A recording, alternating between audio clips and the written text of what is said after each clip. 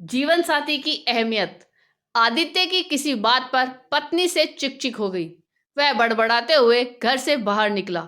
सोचा, कभी इस लड़ाकू औरत से बात नहीं करूंगा। पता नहीं क्या समझती है खुद को। जब देखो झगड़ा, सुकून से रहने नहीं देती। नजदीक के चाय की दुकान पर पहुंचकर चाय ऑर्डर की और सामने रखे स्टूल पर बैठ गया। तभी आदित्य को अपने से किसी आवाज की सुनाई दी। इतनी सर्दी में घर से बाहर चाय पी रहे हो? गर्दन घुमाकर देखा तो पीछे के स्टूल पर बैठे एक बुजुर्ग थे। उनकी बात का जवाब देते हुए आदित्य बोला, आप भी तो इतनी सर्दी और इस उम्र में बाहर हैं बाबा। बुजुर्ग ने मुस्कुरा कर कहा, मैं अकेला, न कोई गृहस्थी न साथी। तुम तो शादीशुदा लगते हो बेटा। पत्नी घर में चैन से जीने नहीं देती बाबा। हर समय चिक बाहर ना भटकूं तो क्या करूं? जिंदगी नर्क बनाकर रख दी। बुजुर्ग ने कहा, पत्नी चैन से नहीं जीने देती? बरखुरदार, जिंदगी ही पत्नी से होती है। और आपके ईंट सीमेंट लोहे गिट्टी का मकान भी उसी की वजह से घर है। हम भी आपकी उम्र में आपकी ही तरह सोच रखते थे। 8 बरस हो गए हमारी पत्नी को गए।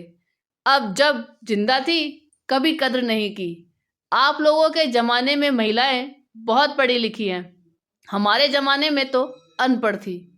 हमारी श्रीमती जी आज कमबख्त चली गई तो भुलाई नहीं जाती। घर काटने को दौड़ता है।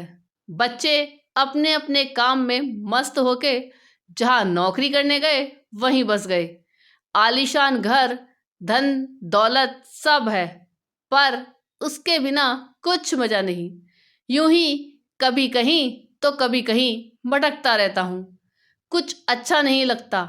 उसके जाने के बाद पता चला वह धड़कन थी, मेरे जीवन की ही नहीं मेरे घर की भी। सब बेजान हो गया है। लेकिन तुम तो समझदार हो बेटा। जाओ अपनी जिंदगी खुशी से जी लो, वरना बाद में पछताते रहोगे मेरी तरह। बुजुर्ग की आंखों में दर्द और आंसुओं का समंदर था। आदित्य ने चाय वाले को पैसे दिए, नजर भर बुजुर्ग को देखा, 1 मिनट गवाए बिना घर की ओर मुड़ गया। पत्नी ने उसे दूर से ही देख लिया था। डबडबाई आंखों से निहार रही थी पत्नी। चिंतित दरवाजे पर ही खड़ी थी। कहाँ चले गए थे? स्वेटर जैकेट भी नहीं पहना। ठंड लग जाएगी तो। ठंड बढ़ गई है, तुम भी तो बिना स्वेटर के दरवाजे पर खड़ी हो। कुछ यूं दोनों ने आंखों से एक दूसरे को प्यार को पढ़ लिया था।